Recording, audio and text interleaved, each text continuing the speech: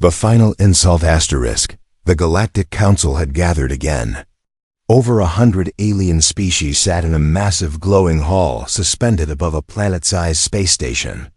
Their robes shimmered, their languages buzzed softly in the air, and their leaders whispered plans and politics. In the back row, as always, sat the human delegation, quiet, polite, ignored. Ambassador Elaine Carter stood straight, her expression calm, her eyes sharp.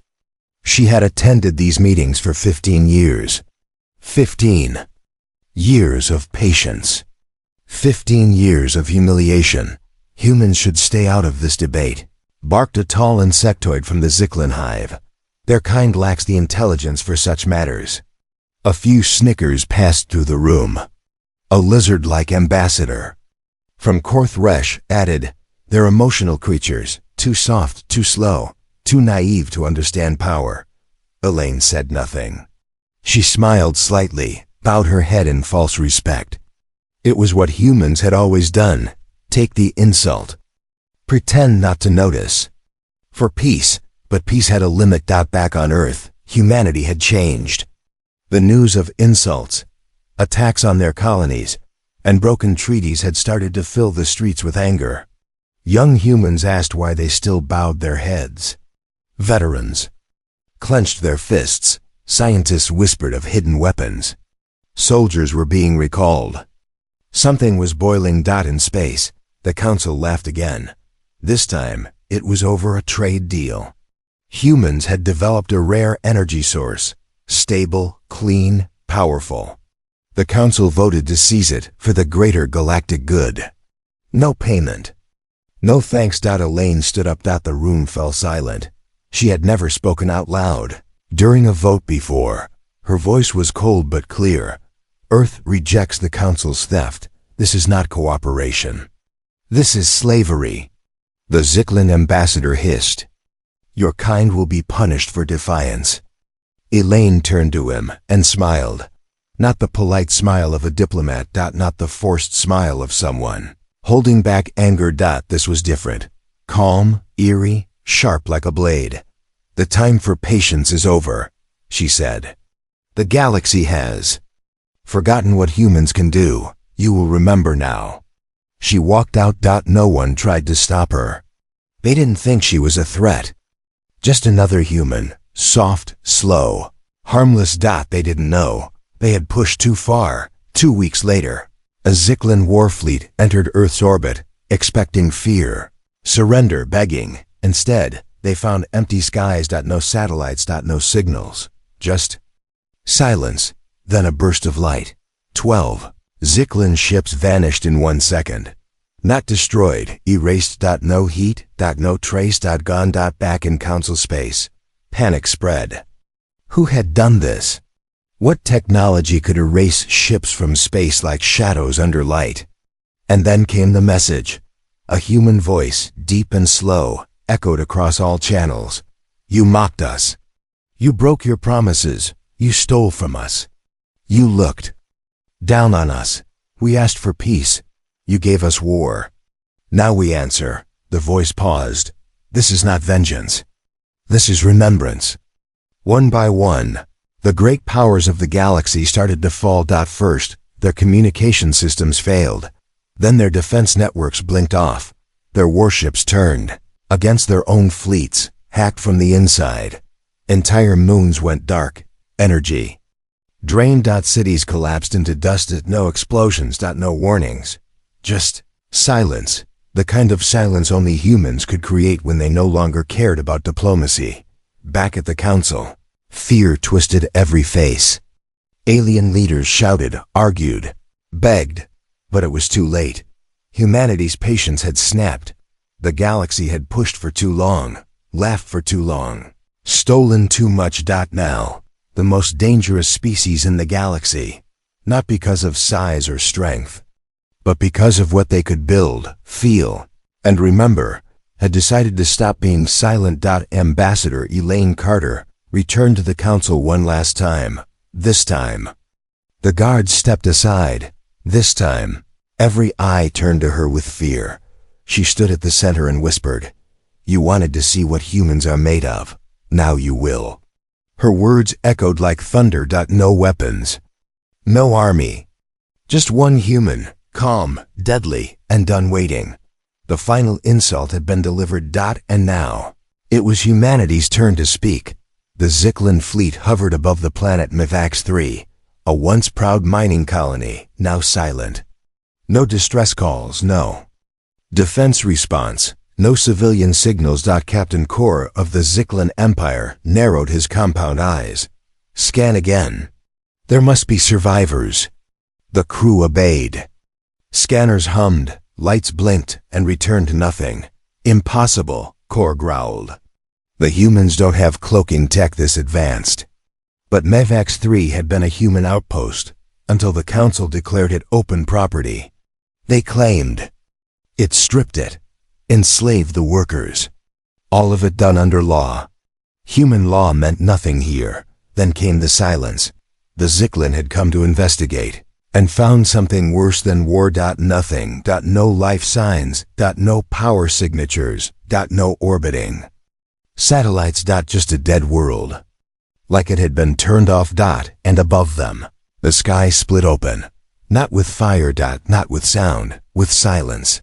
Ripples shimmered above the fleet, like glass cracking in water. From that crack came a single ship. Black. Hexagonal in design. No markings. No engines. No heat. Just presence.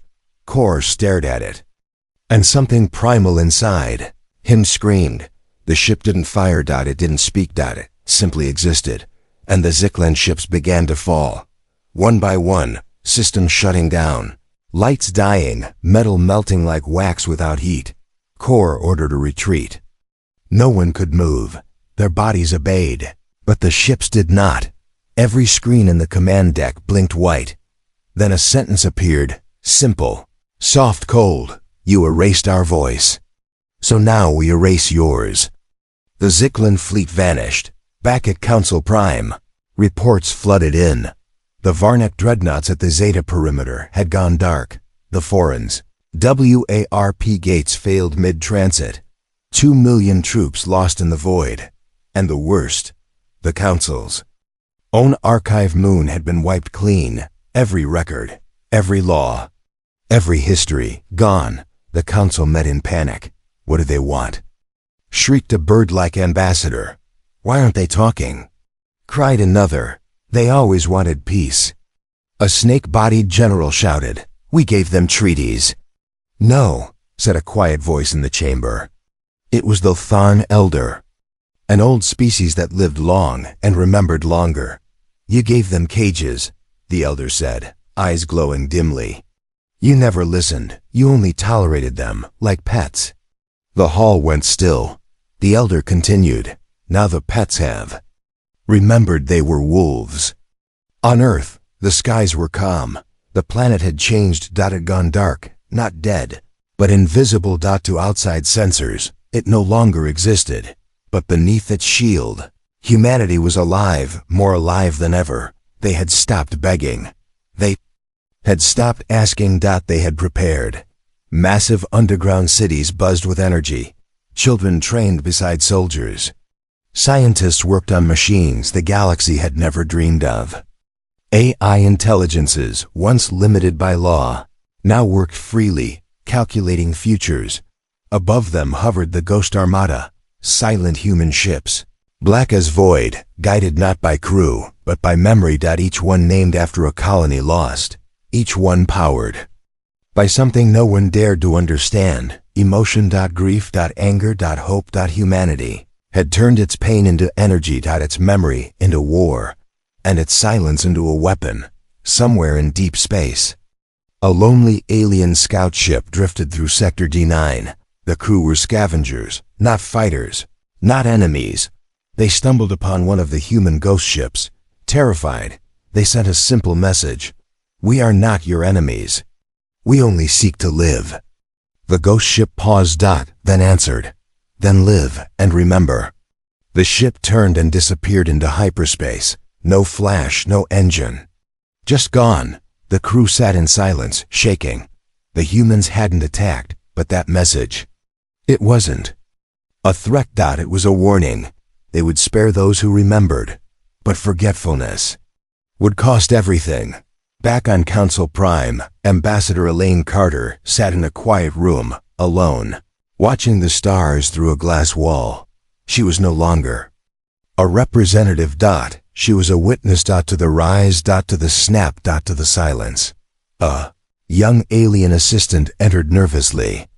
"Miss Carter, they're asking, what will humanity do next?" Elaine didn't look away from the stars. She simply whispered, "That depends on whether the galaxy remembers how it treated us, or forgets again." And above them all, high in the sky, the stars themselves seemed to hold their breath, because now the humans had stopped speaking. And when the quiet ones move, the galaxy learns to fear. Asterisk. Long before the Council was formed, before galactic law, before the great empires, the stars whispered of a species that learned too quickly. They were not the strongest, they were not the fastest, but they remembered, and that memory was terrifying. That species was humanity, but history buried the truth. The galactic archives, the most ancient record system in existence, had deliberately left out Earth's rise. No files. No battles. No warnings. Only a label. Minor species. Emotionally unstable. Technologically average.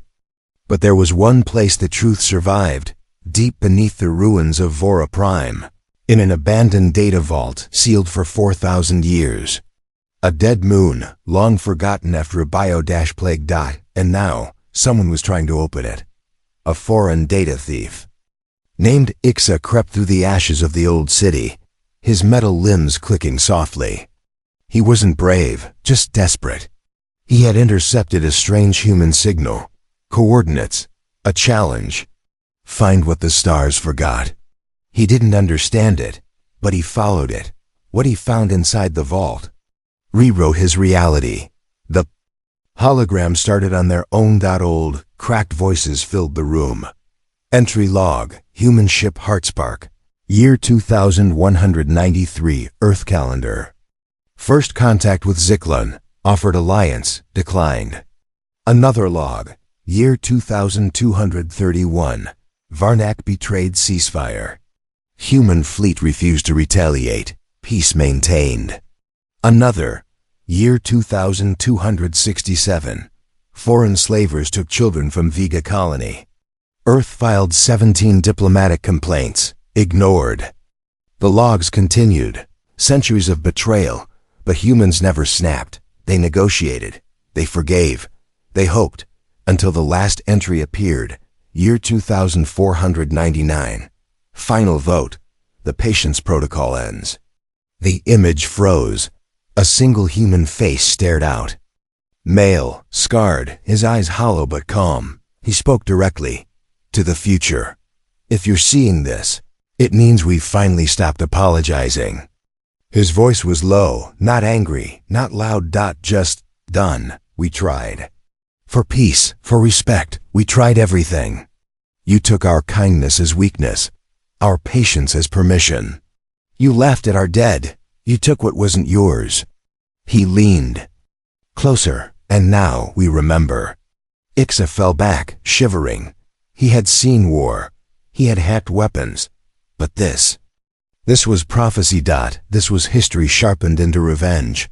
He downloaded everything and ran. Meanwhile, on the other side of the galaxy, an alien university on Salenka celebrated Human Psychology Week, a mock lecture series on how humans were emotionally fragile and irrational. One professor showed animations of crying, humans refusing to fight back.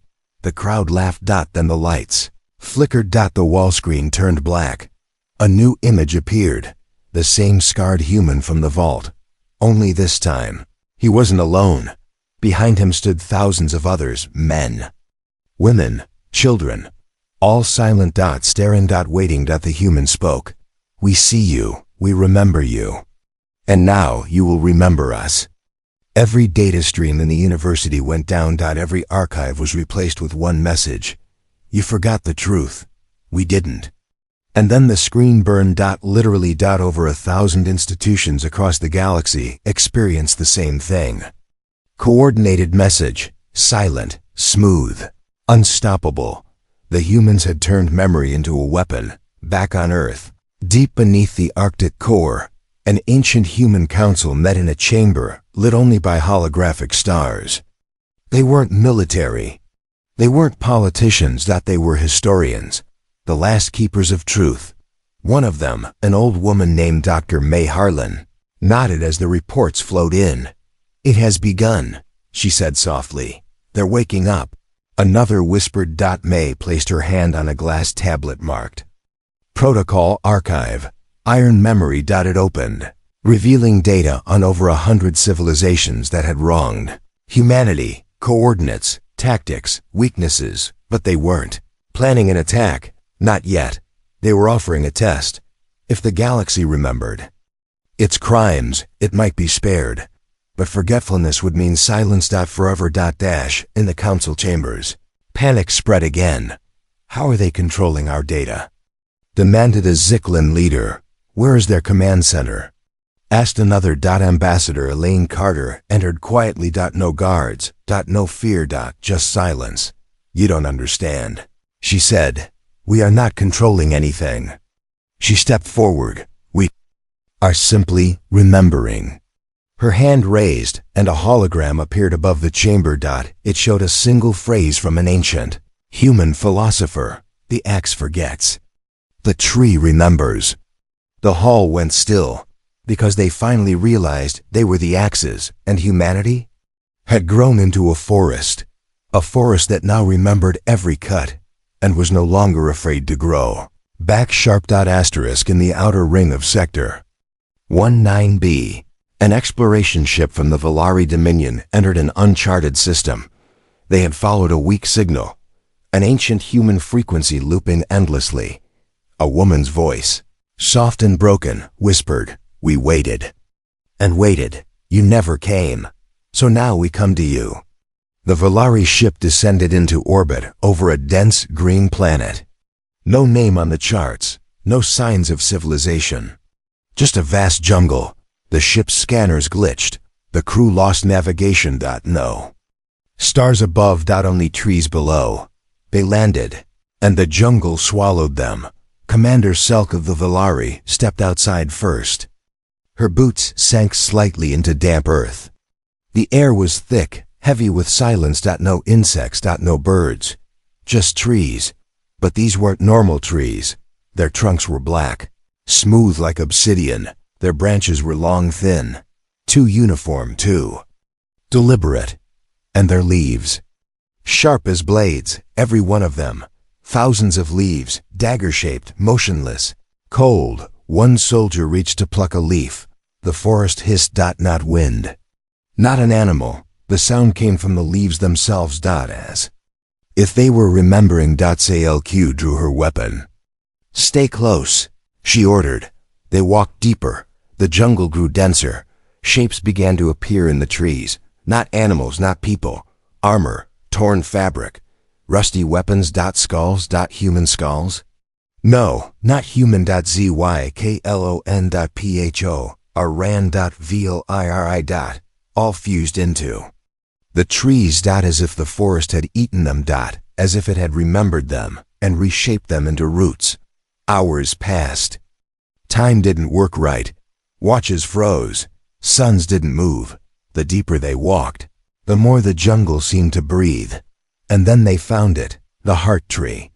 A towering tree unlike the others, wide as a castle, tall as a tower. Its bark was carved with names, thousands of them. Each name written in a different alien language. Each one a name of someone who had wronged humanity, stolen from them. Lied to them. Hurt them. Selk stepped closer. One name glowed. Self VAR-na. Her own. She gasped. Fell back, behind her. The branches twisted. They weren't just wood. They were machines, human-made biotech, half organic, half code. They didn't need bullets. They needed memory. Say LQ shouted for extraction. Nothing. No signal. No response. Only the trees. now leaning in, watching, waiting, and then, from the darkness of the forest, a figure appeared. A human, barefoot, eyes. Glowing faint blue, no armor. No gun, just skin and silence. He looked at Selk and whispered, "Do you know what it feels like to be forgotten?" She raised her weapon. He didn't move. She fired. The bolt vanished before reaching him. He stepped forward, placed a hand on the heart tree. The forest screamed, and her soldiers, all of them, vanished. No light, no smoke, just silence. Selk fell to her knees. The human stepped closer. "There's no war here," he said.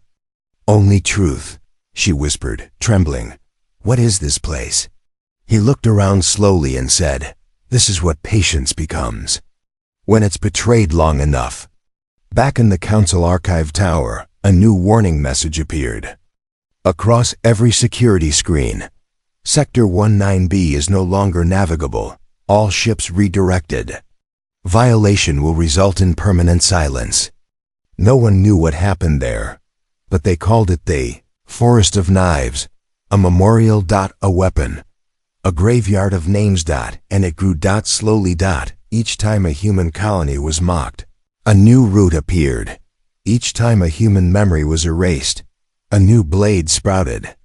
Forest was not alive in the way plants were, it was alive the way pain was, remembered, buried, and now blooming, somewhere on a hidden Earth base. Ambassador Elaine Carter reviewed the report. She didn't smile. She didn't cry. She simply nodded. "Let them wonder," she said to the silent officers around her. "Let them fear trees now." One officer leaned in. "The Valari may retaliate." Elaine looked at him. "They're welcome to enter the forest again," she said coldly, "but they'll leave as whispers."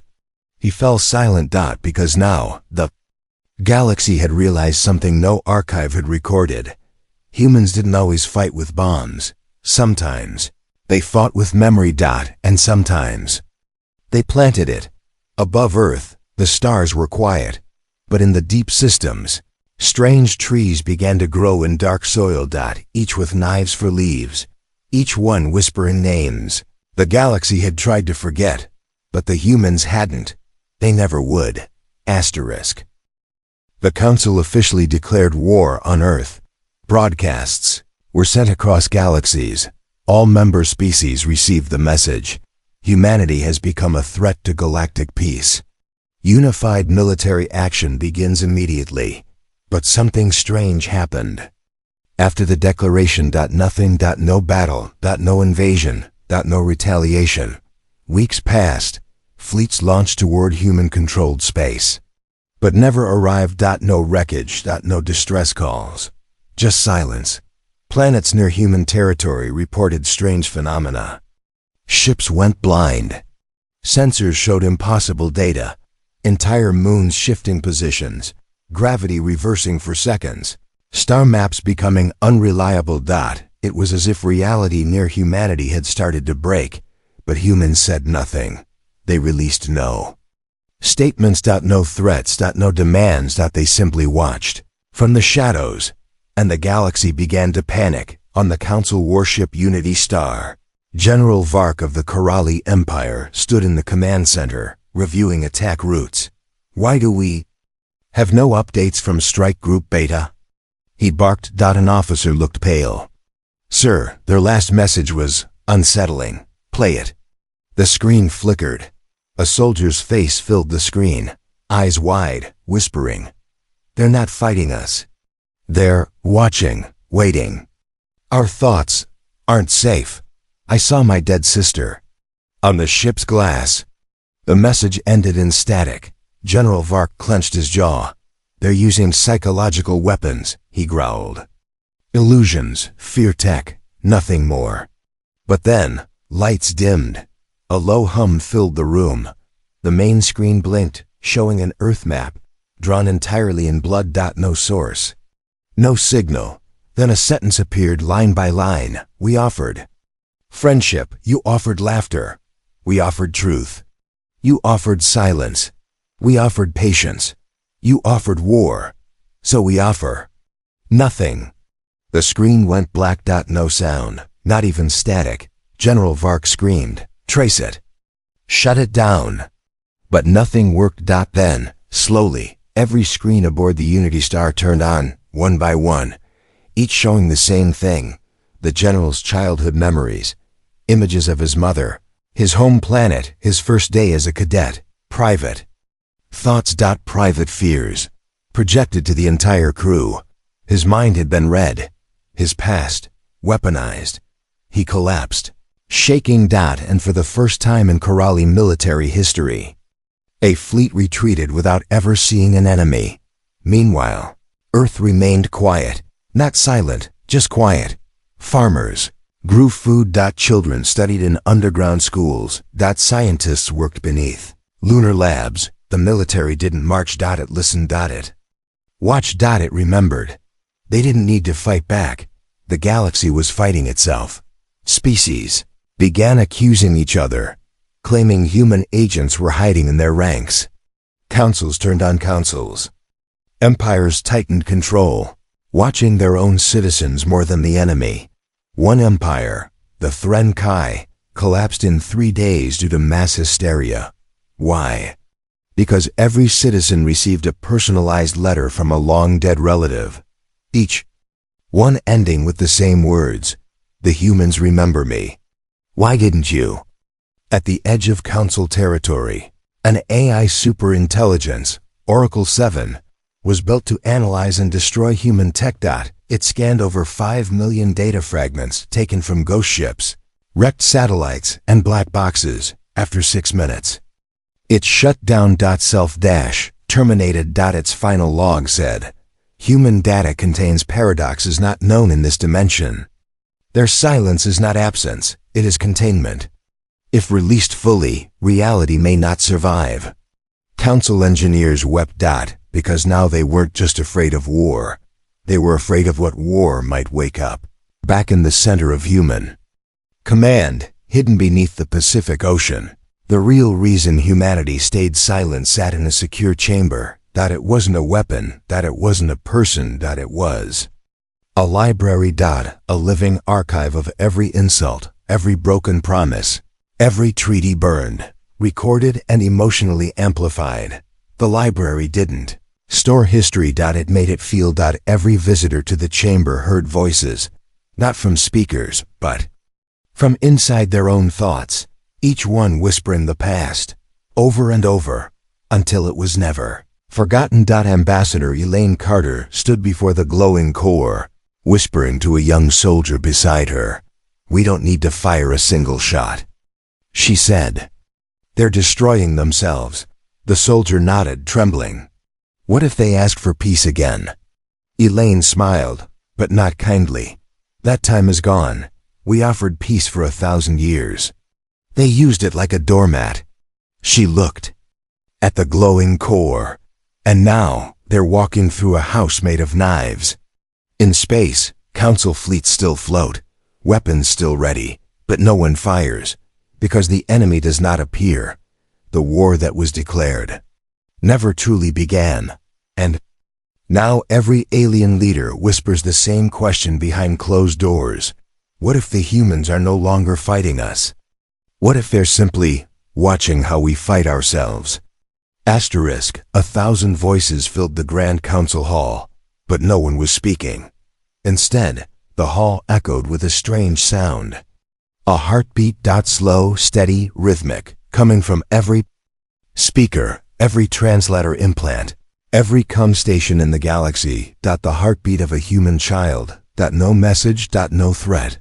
Just life. But for the Council, it felt like judgment, because this child's heartbeat was attached to a data file, short, simple, terrifying. Her name was Amara. She died on the colony of Uri's 5. You said you'd protect civilians. That was your promise. The heartbeat continued. Everyone in the hall knew what Uri's 5 was. A human colony. Not a military base. No weapons. Just scientists, children, families. The Council had signed a peace treaty with Earth just days before the Zyklin attack. On the colony, they called it a rogue action. They promised justice, but no one was punished, and Amara's voice had been forgotten. Until now. The heartbeat grew louder. Then stopped, and all across the council's networks, human colonies began broadcasting their own stories, not speeches, not demands. Memories. One by one, they appeared. An old man whispering about his lost wife, who died during a peacekeeping raid. A girl showing a broken drawing tablet, the last thing her brother touched before a council drone destroyed their village. A soldier cradling the dog tags of 3 friends left behind after an accidental retreat. No battles. No blood. Just heartbreak. And the sound of a billion promises broken. On the moon of Terran V, a high priest of the Tarlock Empire, known for mocking humans as sentimental apes, woke up to find every wall of his temple covered in names. Not written, etched into the stone. By something, or someone, that left no trace. Thousands of names, each one tied to a broken promise made by the council. Each name followed by a single sentence: they remembered, you didn't. The priest resigned the next day, desperate. The council finally voted to send an official peace delegation to Earth. This time, they brought gifts. This time, they brought respect. This time, they brought fear. Ambassador Till Lenore of the Foreign Alliance arrived in orbit, broadcasting across all frequencies. We were wrong. We broke the promises. Let us fix this. Let us heal. Let us be forgiven. Earth responded, but not with words, with silence. Then, a single transmission. Audio only. A woman's voice. Human. Calm. Double. Do you think peace is a reset button? Tilnor swallowed. We want to repair what was lost. The voice returned, softer now. Can you bring back the dead? No, but can you erase the memories of your lies? No, but then why do you think we would listen to you now? The channel went dead. The council delegation waited. 3 more days. No one spoke to them again. No one let them land. They left Earth space. Humiliated. Not by fire. Not by war, but by absence. Because now humanity wasn't angry. Humanity was finished. And there is no sound more terrifying than the one a broken promise makes, when it echoes inside someone who used to believe. In a hidden asteroid base known only as the Echo Chamber, human diplomats reviewed hundreds of intercepted council messages. Some begged for forgiveness, some blamed others, some offered resources, territory, tribute, but none offered memory. And so none were answered. General Aisha Khan, commander of the Human Psychological Front, leaned over a silent map of council space. They still think this is about punishment, she whispered. But we don't want revenge, her aide blinked. Then what do we want? She looked up. We want them to feel it, the way we did. That weight in your chest, the one that comes when someone promises to stand with you and walks away. She tapped on the map. A planet lit up in red, not a military base, a university, one that once taught students that humans were emotionally unstable. Now, it played a different lesson. Its professors woke up with visions. Its students heard whispers in their dreams. Not horror. Just sorrow. So deep, so real. They wept for memories that weren't theirs. They remembered pain they'd never felt. And they began to understand. Some dropped out. Some refused to serve in the war. Some wrote letters to Earth, not as politicians, but as people. The first apology came from a student named Erix. He simply wrote, I was taught to laugh at you. Now, I only cry. If she was my sister, I'd never forget. Please no. I won't either. No one responded to Erix, but on the outer rim of his world's orbit, a human drone ship hovered for 48 seconds, then disappeared and left behind a single gift. A blooming white flower. No code. No message. Just remembrance. Because sometimes, the loudest sound a broken promise makes is when it's finally answered with silence. Asterisk. They called it the Day of Stillness. Across every corner of the galaxy, From the burning suns of Vulcar-9 to the frost-crusted moons of Joran Delta, everything stopped. No trade, no messages, no warships moved. Not because of attack, but because Earth had vanished from all charts. From every scanner, from the minds of machines. For the first time in galactic history, an entire planet had become UNFINDABL, not destroyed. UNREM, even the stars near Earth's system no longer appeared. In maps, the council scrambled. Impossible, shouted one scientist. You can't erase a planet from navigation. But it had happened. Not by force. Not by weapons. By grief. Sharpened into technology. By memory. Converted into power. Humanity had done something no species had ever dared. They had chosen to forget the galaxy. And in return, they made the galaxy remember them forever. In a forgotten corner of council space, a tiny farming world called RSV awoke to find a sculpture on its largest hill. Not built by anyone. It had appeared overnight. It was a human child, carved from unknown crystal, standing barefoot in the grass. Her eyes were closed. Her hands held a single stone, etched with a phrase in every galactic language. You promised. The locals didn't understand at first. But the oldest among them felt something heavy inside their chest, like a voice whispering through their bones. They fell to their knees and wept. Elsewhere, machines across dozens of systems suddenly began playing an old human song. No one uploaded it. No one knew the tune. Just soft piano, slow, gentle, filled with sorrow. Every AI, every listening post, every long-range beacon played it in perfect unison. No lyrics, no threats, just a single feeling. You are being mourned. Back in the council's core chambers, chaos collapsed into silence. Ambassador Elaine Carter's name was now etched into a plaque of fear. Not because she declared war, but because she had once said something they finally understood. We are not your enemies. We were your mirrors. And all this time, you were afraid to see your own reflection. The council voted to declassify centuries of hidden records. Files once buried in secret. Archives were now public, treaties signed with fake clauses. Colonies left to die while help was promised. Children used as leverage in trade deals. Now the galaxy knew. And Earth? Earth had not retaliated. It had let the truth do it for them. Meanwhile, in a remote asteroid belt, a lone drone drifted quietly. Its hull bore a single marking. Memory Unit 001A. For those who dared to care. Inside it, one message, a simple video. A boy, human, no older than 10, sitting in a burned-out home, dust on his face, tears dried on his cheeks. He looked into the camera and smiled, not with joy, but with strength. Even if you forget us, he said, we won't forget you. Not your words, not your silence, not your laughter when we begged. We're not angry, we're just done. The video ended.